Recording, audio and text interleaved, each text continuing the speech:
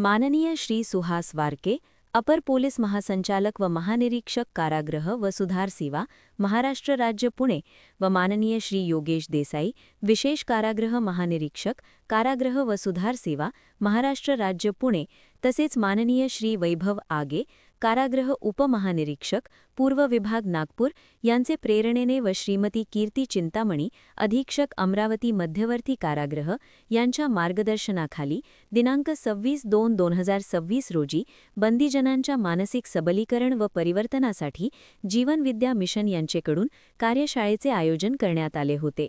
सदर कार्यक्रमास व्यासपीठावर अध्यक्ष म्हणून श्रीमती कीर्ती चिंतामणी, अधीक्षक अमरावती मध्यवर्ती कारागृह, तर प्रमुख मार्गदर्शक म्हणून संस्थेचे श्री काशीनाथ पवार, श्री माधव सरदार उपस्थित होते.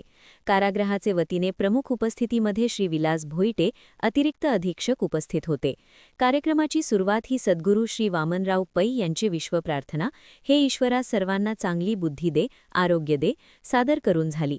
तर तदनंतर उपस्थित मान्यवरांचे कारागृहाचे वतीने स्वागत करण्यात आले.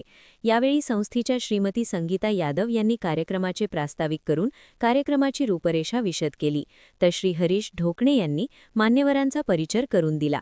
तदनंतर श्री काशीनाथ पवार यांनी जीवन विद्या मिशनचे सर्वात महत्त्वाचे सूत्र म्हणजे तूच आहेस तुझ्या जीवनाचा शिल्पकार याचा अर्थ समजावून सांगितले व बंदीजनांना मार्गदर्शन करताना माणसाचे सुखदुःख हे त्याच्या नशिबावर अवलंबून नसून ते त्याच्या विचारांवर आणि कर्मांवर अवलंबून असते. जर आपण आपले विचार बदलले तर आपण आपले नशीब बदलू शकतो. याबाबत कार्यशाळेच्या माध्यमातून बंदीजनांमध्ये सकारात्मकता निर्माण केली व त्यांचे मानसिक सबलीकरण व परिवर्तनासाठी मार्गदर्शन केले. तदनंतर श्री विलास भोईटे, अतिरिक्त अधीक्षक यांनी सद्गुरू वामनराव पै यांनी नामसंजीवन ही संकल्पना मांडली असून ती केवळ धार्मिक साधना नसून ती एक मानसशास्त्रीय प्रक्रिया आहे.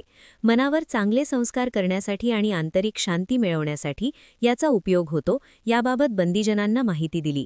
यावेळी श्रीमती कीर्ती चिंतामणी, अधीक्षक अमरावती मध्यवर्ती कारागृह यांनी संस्थेच्या या स्तुत्य उपक्रमाबाबत व सामाजिक कार्याबाबत संस्थेस सदिच्छा देऊन आभार व्यक्त केले.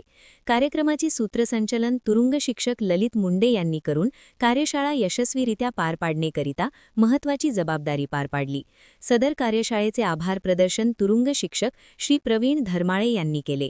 सदर कार्यक्रमाचे यशस्वीतेसाठी कारागृहाचे वरिष्ठ तुरुंगाधिकारी श्री देवराव जाधव, मंडल तुरुंगाधिकारी श्री नामदेव आरसले, तुरुंग शिक्षक श्री संजय घोलप, कारागृहाचे सुभेदार सुभाष राठोड, हवालदार श्री शेख रऊफ, हवालदार श्री सुरेश गवई, कारागृह शिपाई श्री संतोष चव्हाण इत्यादींनी विशेष परिश्रम घेतले.